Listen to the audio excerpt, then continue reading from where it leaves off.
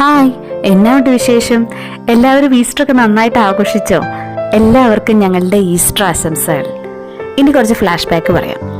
കഴിഞ്ഞ ദിവസം ഞാൻ പറഞ്ഞായിരുന്നല്ലോ എനിക്ക് നല്ല പനിയൊക്കെ പിടിച്ചു പെട്ടെന്ന്. 2 ഡോളോയും അമ്മയുടെ കഷായവുമാണ് എന്നെ ഉയർത്തെഴുന്നേൽപ്പിച്ചത് കേട്ടോ. കുറേ ഇലകളൊക്കെ തിളപ്പിച്ചുള്ള വെള്ളം, പിന്നെ ചെറുതേൻ ഇവിടെ തന്നെ ഉണ്ട്, അതും കൂടെ ചേർത്താണ് ഞാൻ രാവിലെ കുടിച്ചത് കേട്ടോ.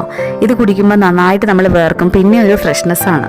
രാവിലെ ഒരു കട്ടൻ കാപ്പിയൊക്കെ കുടിച്ചിട്ടാണ് പള്ളിയിലേക്ക് പോകുന്നത്. പള്ളിയിൽ ചെന്നപ്പോൾ നല്ല തിരക്കായിരുന്നു കേട്ടോ. കുട്ടികളെയും കൊണ്ട് പുറത്താണ് നിന്നത്. പിന്നെ ഈസ്റ്ററൊക്കെ കിട്ടി. പിന്നെ ഞങ്ങളുടെ അപ്പച്ചനും അമ്മച്ചീനെയും ഒക്കെ ഒന്ന് കാണാൻ പോയി. ഈസ്റ്ററിന്റെ അന്ന് വിശപ്പോടെയും കൊതിയോടെയുള്ള ഒരു ഓടിപ്പിടിക്കലാണ് രാവിലത്തെ ബ്രേക്ക്ഫാസ്റ്റ്.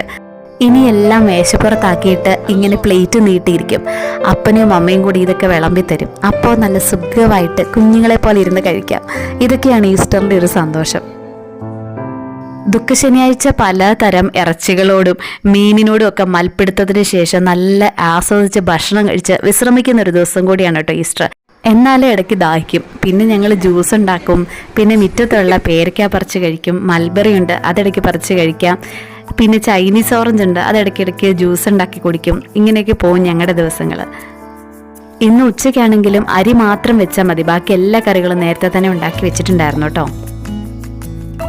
വീട്ടിലെ ആൾക്കാരും ഒത്ത് കുറേ സമയം റിലാക്സ് ചെയ്യാനും വർത്താനം പറഞ്ഞിരിക്കാനും ഒക്കെ കിട്ടുന്ന സമയമാണ് കേട്ടോ ഈസ്റ്റർ ദിനം. ഊണിന് ശേഷം ഞങ്ങൾ കുട്ടികൾക്ക് വേണ്ടി ഒരു സിനിമ വെച്ചു കൊടുത്തു കേട്ടോ.